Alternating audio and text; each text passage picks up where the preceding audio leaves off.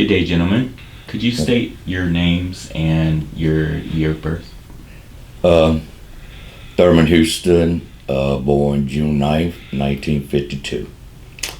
Mike Cook, born August the 16th, 1952. And did you both grow up here in Mooresville? Yes, we was neighbors. Sure. Backdoor neighbors. Mike lived on Iredale and I lived on Bell, which was connected between some woods. So we've been friends ever since we could almost walk. That's right. What do you remember about growing up in Mooresville? What do I remember about growing up in Mooresville?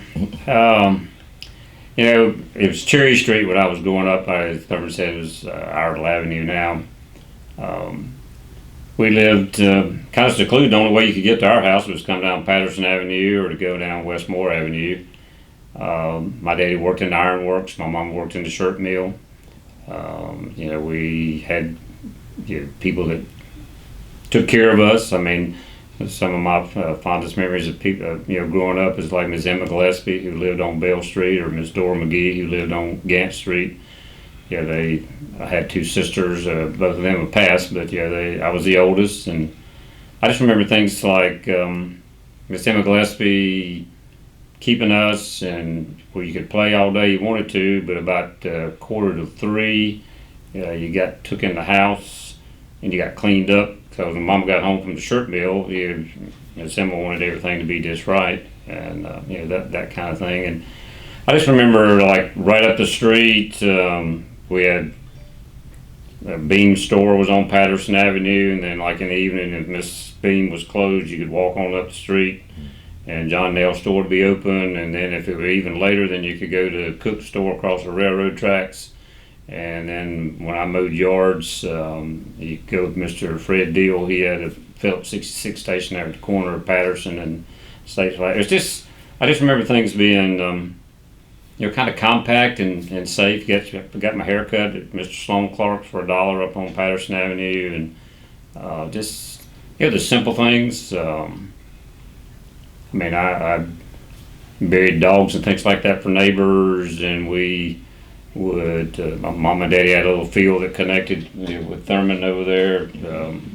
I remember going places like Miss Summers' house on Bell Street, because as kids, for us, we had our own little world, which is that acre lot behind my mom and daddy's house. We had like sagebrush kind of thing on, but I remember we had a fort in the background. But I remember people like Miss Summers. I could smell her biscuits now, and she had wood stove in the house, and I could knock on her door anytime, or she'd see us kids out playing, and you would do that, and my daddy had a drinking problem. My daddy died really young, died when he was 44 years old, but so much of the things that we did was in response to what happened at the store. I can still see Mr. Fred Wood's oil truck. Remember the oil truck beside the house, and don't take me the wrong way, but like I can remember when my daddy switched from Carling Black Label to Falstaff beer because it went up a nickel on the can, and then there was people like Mr. Fred Woods. He drank Miller High Life in a bottle. That's the only person I knew that I guess could afford to buy Miller High Life or something like that. I don't know. Yeah. But being able to go to the store, I can remember Daddy with he wanted some cigarettes or something. You go up to Miss Beam and you just say, Daddy needs some cigarettes. You'd hand him Lucky Strikes and you'd go to the house, kind of thing. But a really, really simple time. I guess my grandparents lived here, and my grandpa Cook, died way before I was born. But wasn't a lot of excitement in our life. I never went on but one vacation with my family, and my daddy just, like I say, he had issues, and that's I don't know, just a simpler time, just a good time. So. And I agree. It was neighborhoods then. It was family. It was neighborhood. It wasn't black or white. It was family. I mean, there was nowhere I could go. If it was lunchtime, we ate together. Exactly. It didn't matter whose house you was at or what you was doing, and it was discipline in those days that if someone told you something, you listened, because it was about respecting people, and it didn't matter who you were. My dad taught me the lowest person in the world, if he's 1 year older than you, and you think he's the lowest, which we don't judge, and he didn't let us judge, but you respected him. Just because he was a year older than me, I had to respect him because there was a ranking system when we came up. You had to go through steps to get anywhere. Even sit at the table. I remember going to my grandmother's with my mom. My mom did housework for people. She ironed clothes, she washed clothes, she worked in the mill. My daddy worked in the mill. He also did yards, and he also worked in the house. And you talking about a man that can really make a house look good, and the utensils that people use. I remember going with him to, it was a banker in Mooresville, his name Onai Houston, and we worked for him, and my last name is Houston. And so I went with my dad down there and watched him just clean up the bronze and the silver in his house when I was a little boy, things we didn't see in our house, but every now and then, holidays or something like that, they would buy my mom a piece of silver or something that we could have a memory of. And what I really cherish today, that the kids that my mom helped raise their sons, they still call my mom. Well, mom passed now, but they still keep in contact with us. And he's an artist out in Arizona somewhere, and he's always sending her some kind of sculpture or painting when she was living. So it really was family-like, and just living on Bell Street, it was where, like Mike was saying, we were just a community. You had stores, you had places where you could go. We didn't have to leave the neighborhood to go anywhere. It was 4 or 5 little convenience places around in the neighborhood, penny candy. And if you went, you might have a nickel, and if this kid didn't have a nickel, they gave everybody something. You didn't leave out that store without nothing. And that's just the way that's the way that thing went. You might have a nickel, but it might be 15 of us, and a nickel didn't buy but so much, but everybody left the store with something. And that's how we grew up on the Bell Street area. And I probably lived all over Mooresville until we settled on Bell Street, but I lived over on Eastern Height, and we very seldom forget about the shop that used to be on Eastern Height on Cabarrus, with Pipe Stewart's house. That used to be a strip shop there with a barber shop, a bar area, and a beauty salon. And I lived on Sharp Street, and it was Mr. Bankhead that cut hairs, and everybody didn't like him because everybody, when back in the day, everybody thought it was a soup bowl. He just kind of go around the edges, and everybody's haircut looked the same, especially us young guys. So, and he wasn't a good barber, but he was our barber. And then we had the Allisons that ran the beauty shop there, and then the gentleman that ran the bar area down there, but somehow it must have been Mr. I think his last name. Who used to run the on Sharp Street? Who used to run that barber shop? I know it was Allison there, Bankhead, but I couldn't remember who ran the bar area there. They had a bar there and all pool room and all that stuff back in the day. And we look back at Black history now. We don't have black owners doing that kind of stuff mostly. You got 2 or 3. We got some barber shops, but we don't have any vineyards that really is operated by black owners here. And in the city limit, where we used to have them on West End, we had them on Sharp Street, we had them on Cascade. You had entrepreneurs there. It seemed like it's kind of faded away here. Yeah, I remember Mr. Carr had the West End Cafe. My daddy would stop in there. Daddy knew Mr. Carr, and like for us, the people that I remember and growing up was like Mr. Young. We had a garden in the backyard, and Mr. Young lived over on Biltmore. He had a team of mules or whatever, at least a mule, and he was when he plowed the ground. And of course, I'm a funeral director now, but my introduction to death was with Miss Gillespie or Dora McGee taking us to homes in our community, black homes, because back then, the cabins were the only funeral home in town, and it's I hate to say this, if you were not white, then the body went to the house. But and Miss Emma and them, we would, I guess people sat with people all day long. I mean, we would go and she'd take food and you'd eat and we played with each other. But if somebody lived on Gant Street or Biltmore or Bell Street or Lee Street or something like that, I mean, that's where we would go. And the first minister that I remember anything that had any kind of impact on my life was Brother Ramsey. He had the little tabernacle there on Biltmore. Because we could hear him, and we could sit in the backyard and hear him preaching on Sunday night, and that kind of thing. And then his daughter Josephine lived up at the corner. The house burned back when Moore Avenue and Patterson and everything came right there together, and when they used to have the boxing matches up there. And I can remember when they used to close Bell Street off, it would block it off. The town would let us have a block party. Parties and stuff. And because most of the time my daddy would go over there and he'd come back stumbling, but he would look forward to the block parties and things. But my point there, and I've shared this before. Growing up in an alcoholic home, there was always that fear factor. I never knew what my daddy was going to be like when he came home. Excuse me. But I'm sorry. But me and Mike, we walked to school and we integrated. Me, him, Danny Overcast. He was another guy. We was the Red Pack back in the day. But I guess the first 3 years.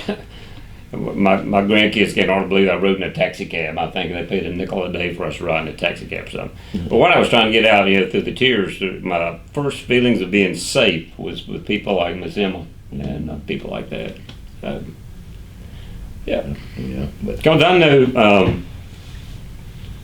I know that people like Miss McGee and Miss Gillespie knew what my mom was going through, and so they was always there for us. And that was the neighborhood. Yeah. We as kids, we were gonna be looked at, and that's what they taught. That's what's instilled in me today, and I know it's instilled in him also. Is that we're a family.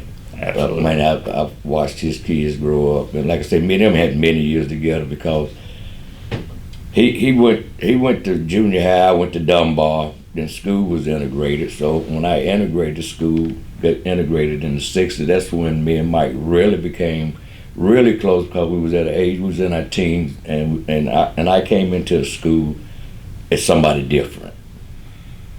But I always know I got a friend with me while I'm there, so it was never hard for me.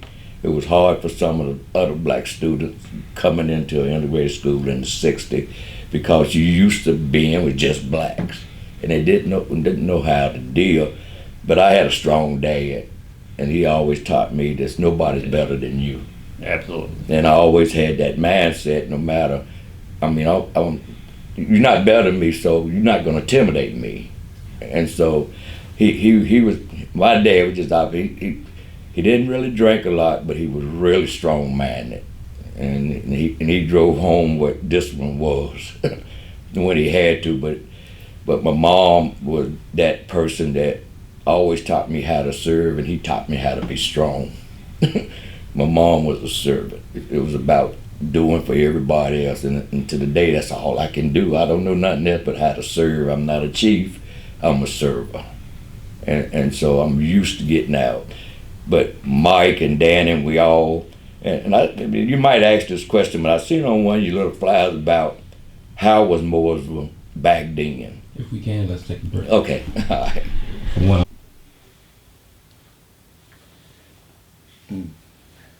Yeah, when we talked about black businesses and the things there, I guess for me growing up, I can remember some of the approach that we had. I felt like I grew up what we would have called on the wrong side of town, wrong side of the tracks there. I can remember my aunt being upset because of some comments that were made by the owners of Mooresville Drug Company. And you were felt to be different. And I feel very fortunate to have known people like Harvey and Ella Mae who had their own business there. in the same industry that I'm in, or in Mr. Joe Clyburn, and even today our company here, we work with the folks at Rutledge and Bingham and Statesville, and I mean we help each other because there's a need in the community. There's a part of me that is disappointed. I remember when Mr. Sobers came to town and bought Safety Chevrolet, and I don't know if it didn't work because he was a man of color or what. When I look back on things like that, I mean, if I were, I wish that we could. You mentioned it earlier. We can't point our fingers at a lot of black-owned businesses right now, can we? I mean, and that's where. I mean, I've been so proud of this guy being on the town board, and I really have. But we got to change some of that. There's got to be some initiative, out there for a young. There's a young man that's in Sunday school class with my granddaughter. We go out to eat, and he goes out to eat with us, stuff like that. I would like for him to have that same passion to come and have his own business as anybody was. I don't care what color you are, or I just like to encourage some of that entrepreneurship. So that's I do. And honestly, I think it's harder now. Like I said, most of our black entrepreneurship is gone, and I can speak directly from town perspective that everyone of color that came there have left this place. And I really want to get that out. Why can you not still work in Mooresville in 2022 because of your color? And you can move somewhere else and you double the employmentship that you had here, and a bigger salary and a bigger population of people. And that might be what the difference is the population, that we still stuck in the old age here. But I can speak definitely at my years of service, most black employees that had authority or some great position were stuck in the back room. You didn't see them. You walk in the floor, you didn't see somebody look like me. And it's still at a day. It's getting a little better. We'll put one here. Really now, I think sometimes it's a little bit worse here with the growth. It's better on the outside, but when I talk about this because a lot of my life have been there, seemed like my mature life. I was young one day too. Is that I see that somehow we're still not being accepted in the positions, and it really bothers me that I can see people with great intention, with great differences to make a difference, and all of a sudden they have to leave because they're not accepted by different organizations they have to be in. When they go, and especially when we had a director that was over all our administration, lived in a certain area, had a certain facility, and I don't have much favor for them, is the YMCA.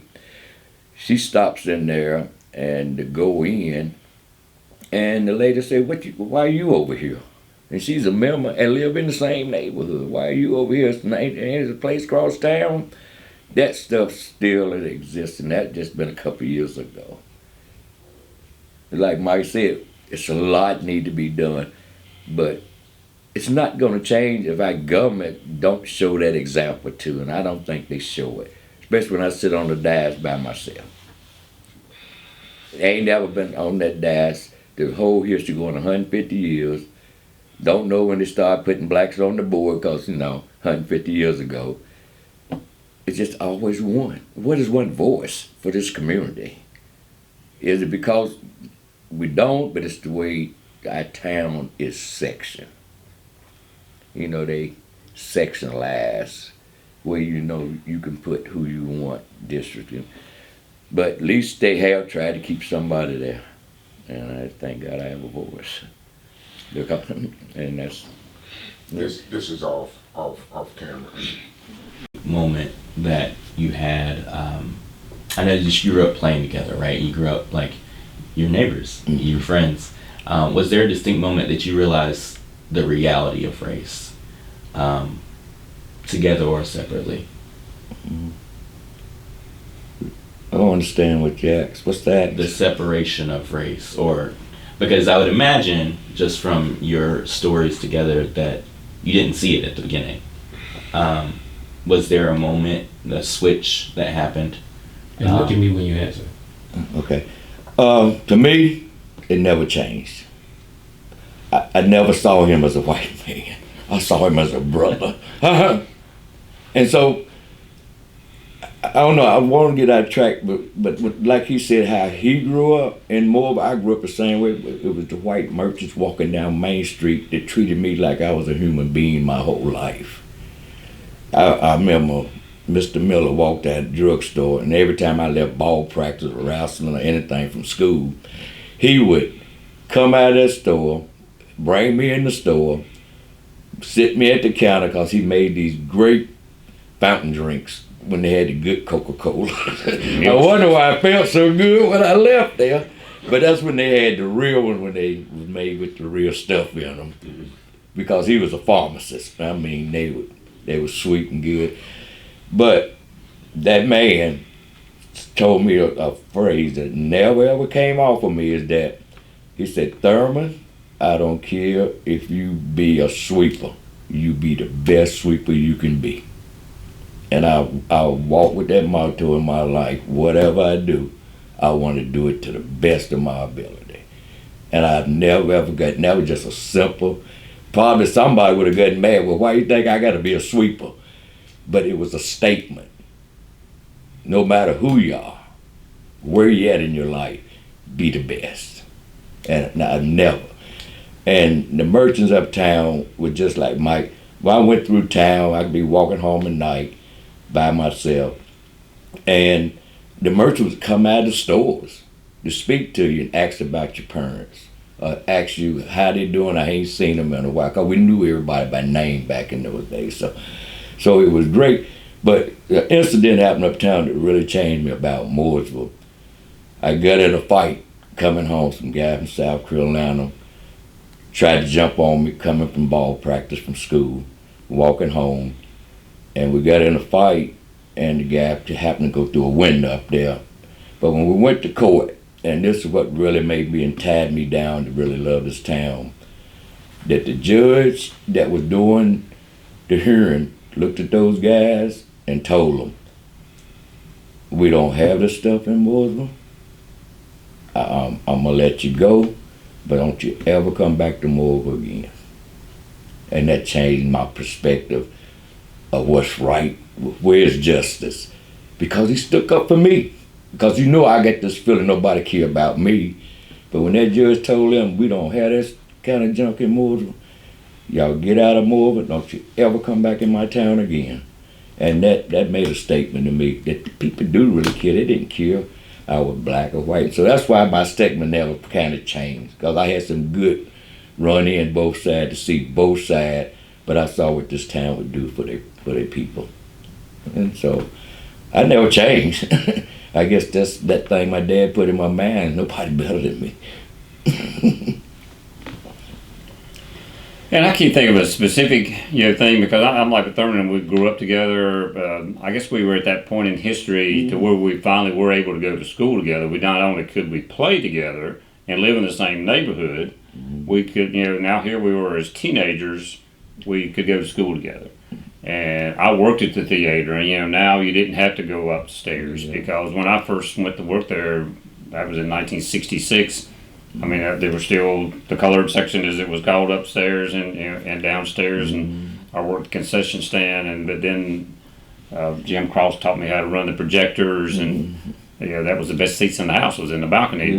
But it was the fact that you had to go up there that bothered me as I look back on it, today, and it's for me. If you went in there right now and looked at my funeral pre-arrangements, Thurman's been on my pallbearer list forever and ever, because I got my motorcycle license 30 years ago, whatever. My wife told me I had to make my pre-arrangements, and so I listed my pallbearers, and Thurman's always been on my pallbearer list. And I mean that because you put people on your pallbearer list that you care about, that you think that you would want to be there to help carry you to your grave or whatever. And it's just the impact.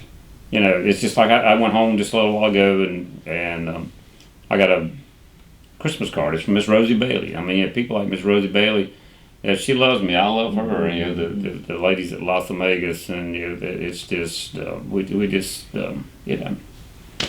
make you feel right. Yeah. Make you feel right. Yeah. That answered another question. So circling back to the boxing, it wasn't they were watching boxing matches on TV. They were actually boxing. Oh, absolutely. They were boxing right there, and it's I could. Well, our Avenue's coming through there right now, but I can see it in my mind. I know the boxing rings and that type of thing. Was it black and white or just black? Just black, I think. Wow. If my memory serves me correct, because it was always. And for me, we didn't pay any attention to it because, there was only like four. Most of Patterson Avenue had white families, and the first four houses on Cherry Street were white. Miss Malcolm and the Gants, I guess originally that was their property there, but Miss Stockton was the first. The Stocktons were the first black family.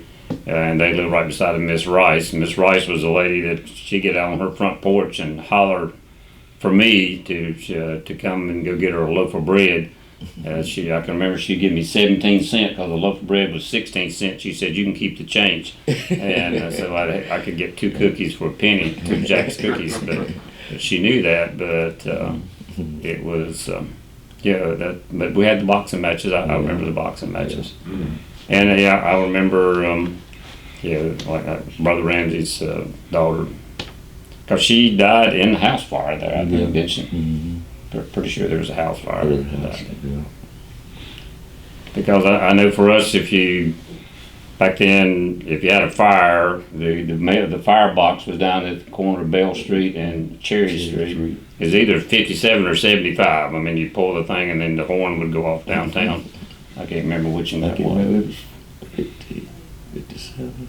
I think so. One of them vice versa. Either way. But, couldn't touch it though. Was it a wire that ran? You just pulled a handle down. When you pulled the handle down, then it went off at the town hall, and there was a big horn up there. I don't know if the horn's still there or not. Back to the big fog horn. But and the reason it went off is that would notify the volunteer firemen, and that would put them in the direction that they needed to go. Even if you didn't have a phone in your house, if you could hear that fire horn all over town, and that's you know.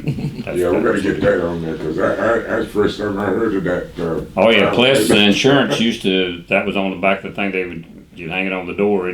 You had a list of every fire boxes. I think we've got one at the Mooresville Museum. I think there's one down there that I've seen there. Whitlow, Allen probably have, not they can probably go through the fire department, Kurt Deaton, and get some of that information. Mm-hmm. It's just like with me, when I think about how I grew up, and it's like Thurman said, I mean, I didn't grow up with it being black and white. I mean, we were just everybody was there together, and it was the black women in my life who took care of me more than my mom and my grandma or anybody else. And it's even when I went to work at the funeral home in December 1969, I mean, we'd already, desegregation, things like that going on. But the person who took me under wing more than anybody at Cabin Funeral Home was Hack Vandenberg.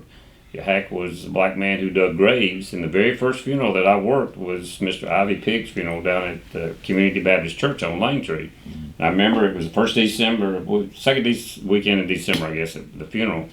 It was raining, it was cold, and I had my little suit on that I had bought at Belk, and I was shining, is what I'm talking about. But it was raining, and I remember Mr. Cavan saying, we're going back to the funeral home, you stay here with Hack.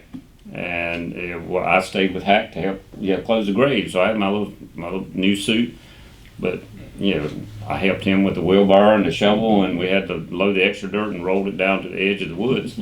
But he always took care of me. I mean, he had a little place down at the bottom, and I would go next door to Sally's Grill. I would go to the back where I guess black people used to have to go back in the day, because those ladies knew me, and that's where I went and ordered my food, was back there. Or Hack could tell me what he wanted, egg sandwich, egg and bacon, whatever, and that's what I did. And even when I started working here, the town of Mooresville, the cemetery department was Mr. Reed Blackwater and two black gentlemen who lived down on either Lee Street or Bell Street. I don't remember who they were, but they knew me, they knew my daddy, and it's just that's why you did that. And that's that small Mooresville, that gentleman, Hack Vandenberg, that's my uncle. Yeah. Yeah, he was that my And mom's brother. his grandson is on the fire department, right? Yeah, Jonathan. Yeah. But yeah, short, small world. But that's where I just say that's how we was taught, our family, and it comes from my uncle, all from my grandmother, all the way down through that generation of our family. It's kind of been that kind of servant person that always kind of take everybody. Well, and even you mentioned Pike a few minutes ago, Pike Stewart. I can remember as a teenager, I don't know if you remember, I had that white 63 Pontiac Bonneville convertible, and I would not ask my daddy for anything. After one time he turned me down, I wanted a quarter to go to the store, to go to the movie, and he wouldn't give me a quarter, said he didn't have it. And so I promised I'd never ask him for anything else, and I don't think I ever did, but that's neither here nor there. But there was times that I didn't have the money to put gas in my car, that if Pike Stewart, had carried a ticket for me. So you had just mentioned the movie, and when we had first started the project, you had talked about how one would go upstairs and one would go downstairs at the movie. All right. Can you guys explain how, but one would have to go up and one would have to go down? Yeah. Well, I don't know if you programmed back then. I knew I was black, and I knew Mike was white, but I know it was a separation in things that we did. It wasn't about our relationship, but it was that you was groomed. This is who you are in the 50s and the 60s. This is where you stay, and this is where you stay. And it was groomed into us, not as a hatred thing, but a society thing. We was programmed in a society that we stay over here, you stay over there. And when you went into different facilities and stuff like that. But as you get older, and you would go, when I was getting older, knowing and realizing it's a different, when I know this is my friend, but I can't sit down there with him, then I started realizing something wrong with this picture. And then you start having that animosity that, why I can't go down there. Then you start getting these ideas. It's something wrong that need to be changed here. And so yeah, you did kind of feel bad because you was there with the low quality things, and it's kind of like in school. The movie was the same way. We always got hammered down. I don't know when I got a book, then I had the first name in it. And that's kind of started like making you feel like you're second rate on everything. When you had to separate, but we can come back out, me and him can walk down the street best of friends, but he can go down there and sit on the plush seat, and I get to sit in the hot one up here where the cameras are running. Season is hot, it's cold. And then that's when, as you get older, you see it. But when you came out of that situation, out of that movie or that facility that had put that stigma on you, you didn't feel like that no more, because you're back in the real world with the people that you care about. It didn't matter. But when you was in there, it put a lot of hate and stuff in your heart at times. But when you walk out of that situation and you go back out into the real world, I didn't think much about it no more. But then when you're there, you do think about it, and you think hard about it. Well, I think for me, it's one of the reasons that I joined the NAACP is because I believe in the concept of us helping each other and the basic principles of it. Because for me growing up, I grew up in a situation where I can remember my daddy telling me that I'd never amount to anything. He was drinking one night, and I had on my necktie going to the movie theater. Worked in a concession stand, so you had to wear a tie. And him being upset about that because I think he was bitter, at life, and and as growing up, and I was bitter at life because I felt particularly after we got in junior high school, we still heated with coal. And I felt like we were the only people in town that had to go through Johnson's, W.C. Johnson's, get a bag of coal because we couldn't afford a ton of coal. We had to get it $1 a bag for a burlap bag, and then Mom would have to help me get it out of the back of the car and that kind of stuff. And went through a situation where when the transmission quit working in reverse, Mom would ride around Harris Teeter parking lot till you could pull all the way through, or us 3 kids, we'd get out and push it back. So I grew up not having, and when I look back, and you may or may not remember it, and I didn't fabricate it in my mind. I can remember us being in junior high school, and we had a Coke machine outside, and if I'd got a Coke or something like that, and you asked me to save you a swallow or something, and you handed it to you, no, it's almost like. I'm like, hey, you're not going to drink after me, but I'm like, no, I mean, we're friends. I mean, we'd have done anything, and it's just this, and I may be getting off track, but one of the things that I will never forget, and this is, dang, burn it, these emotions are rolling today, but I don't know, was it 2 years ago when we were over at the War Memorial Building? And they had all these grandiose ideas about what they were going to do with the War Memorial Building.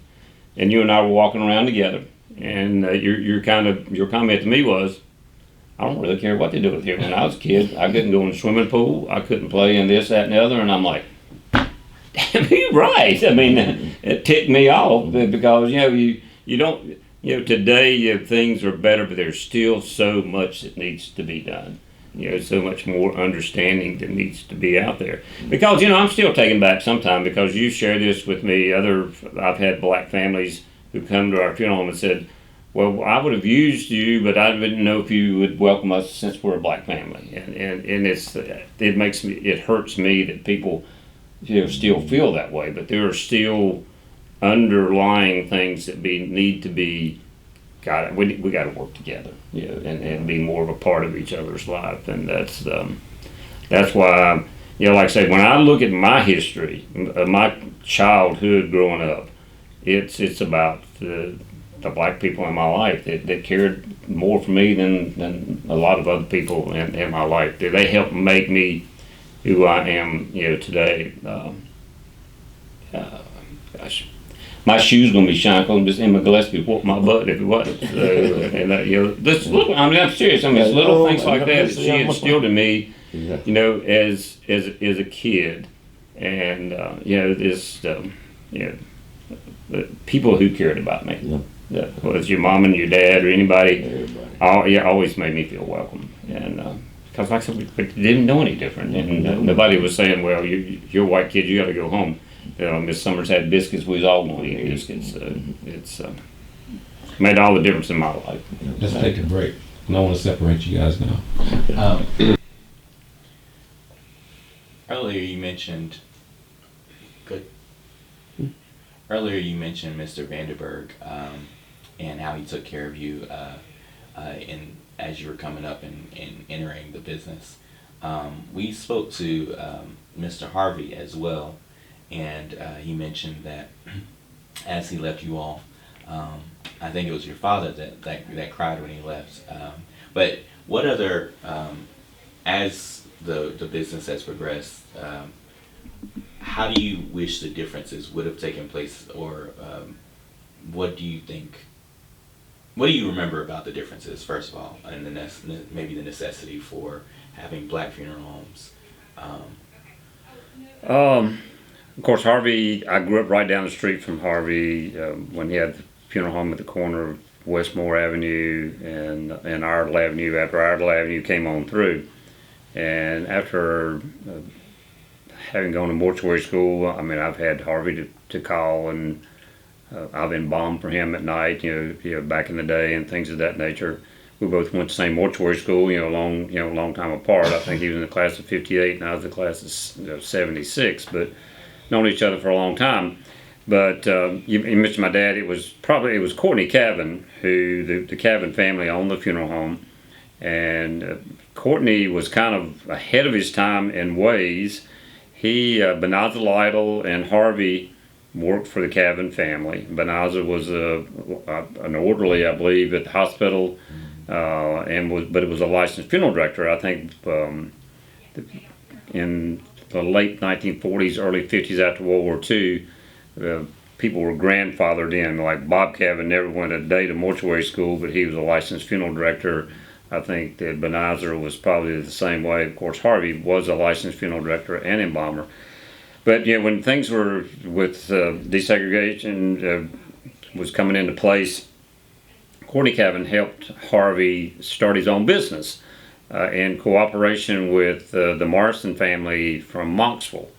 I guess Harvey probably didn't have the money to do it on his own, so I can remember initially it was Morrison and Bryant Funeral Home. And then Harvey was able to eventually buy Mr. Morrison out, or maybe, I don't know if it was Harvey that bought him out, but for a while it was Bryant, Lytle, and Young, because it was Harvey, and it was Benaza Lytle, and it was Clyde Young. And so finally we had three black men here in town who owned the funeral home. And there's a part of that. I mean, it was an encouragement that there was a black ownership, and there's parts of that that I accept and understand, and then there's that part was I hope that it was done with the right intention. That don't think that Mr. Cavan would say, well, I'm not going to bury black folks anymore, so Harvey, have at it. But I know there was two burial associations, and the Mooresville Burial Association was for the black families, and Harvey took that over, and and that grew. But it's almost there's parts of, as I look at part of why I like to be involved in things today, it was almost like, okay, now there's a black funeral home, so we're not going to be together in any capacity anymore. If you're black, you got to go over here. If you're white, you got to go over here. Versus somebody feeling comfortable. If they know me and want to come here, then I would like for everybody to feel welcome. But I think that was it was a stepping stone for people like Harvey. I'm glad down through the years that Harvey and LMA have had their own business and have been able to serve people. And and I think and I know that they both know if they needed absolutely anything, if they need a car, whatever, then all they got to do is call, and we do help each other, and that's been a big part of that. And I can just remember people like Harvey, but I really love Benaza because I think Benaza kind of saw me as a poor kid that the Cavans were trying to help, kind of thing, and so I maybe got off the track a little bit, but that's part of me remembering that, but I've just always felt good that down through the years that Harvey and Elma and we've had good relationship in the years that I've worked at in the funeral industry, that they were people that we could help each other, and that there were people like Hack who cared about me. So. Well, Harvey had mentioned the difference in pay. As before he got his license, he did a lot of the work, and he got his license and came back, and his pay didn't change.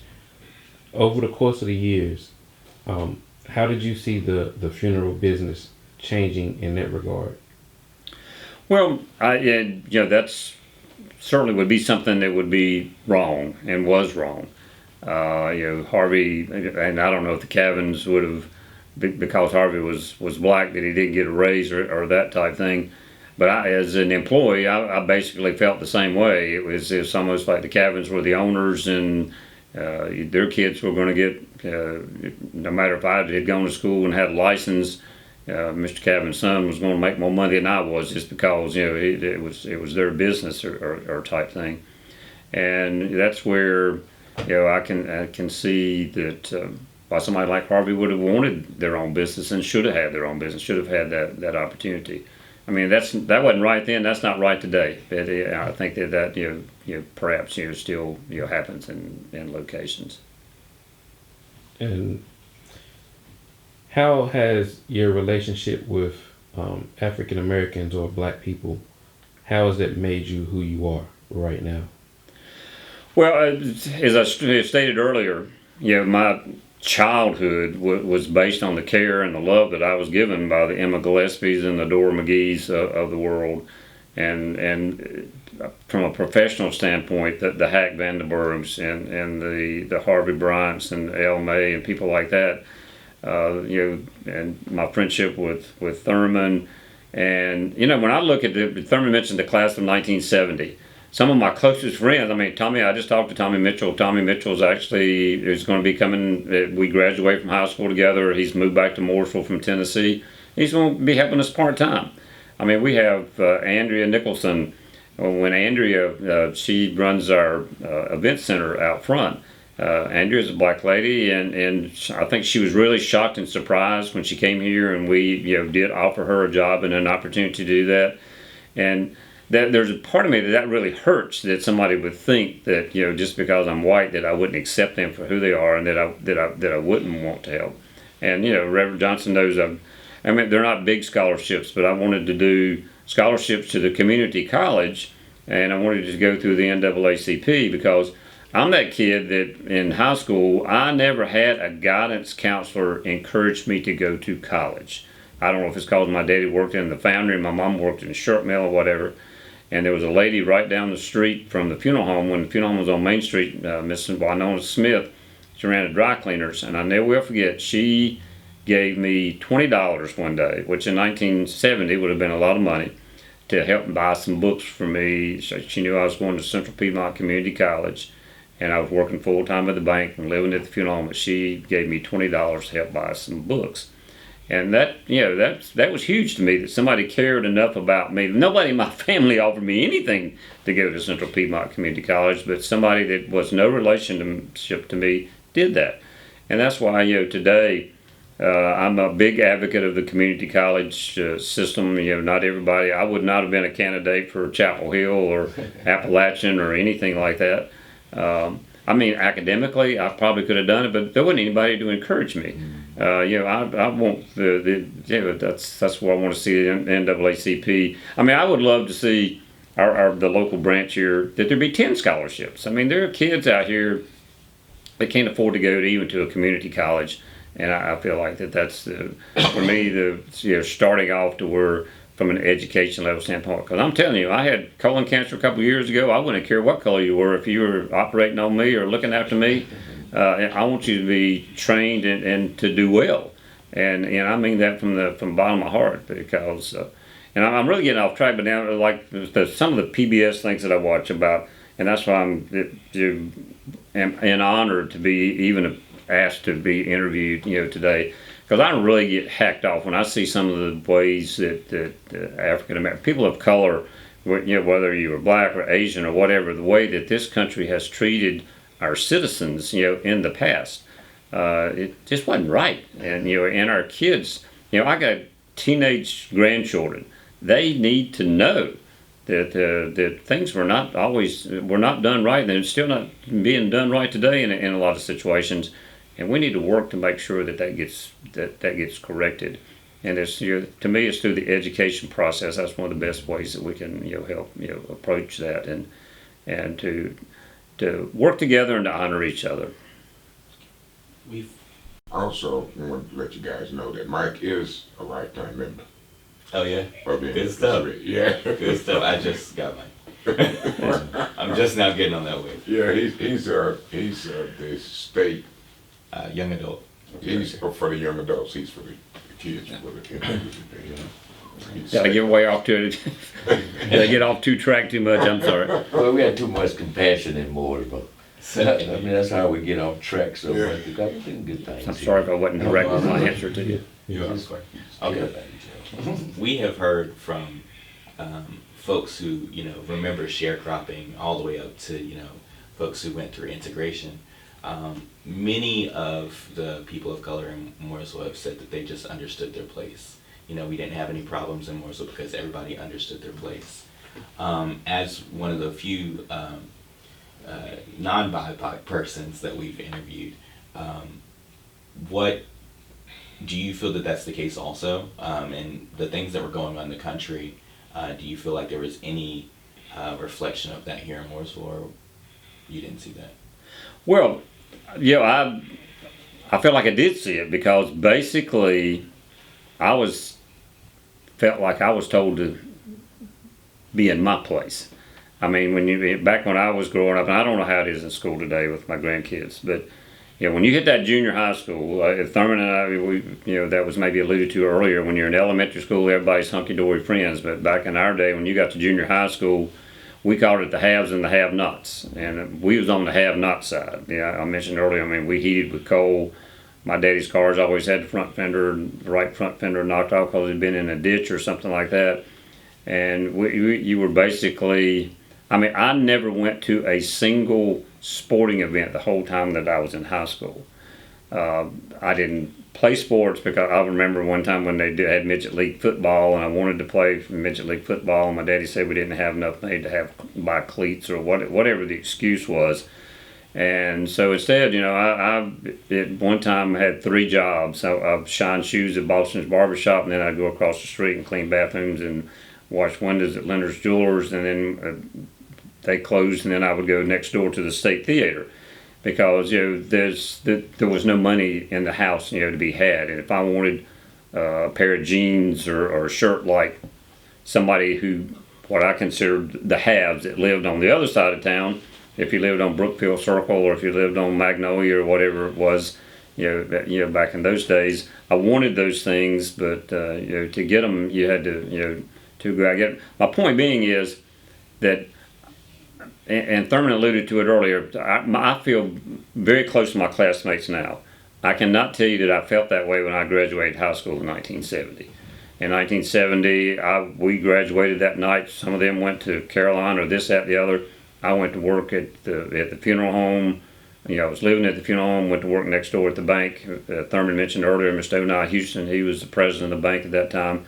And I was still working 2 jobs to be able to go to community college at night. So I know and understand that whether you're a person of color or whatever, because of the economic thing, that people felt like that you had your place and that's where you're supposed to be. My daddy told me I never amount to anything, and for years I worked really, really hard to prove a dead man that he was wrong. And I think that those feelings are still out there today, and we need to help overcome stuff like that.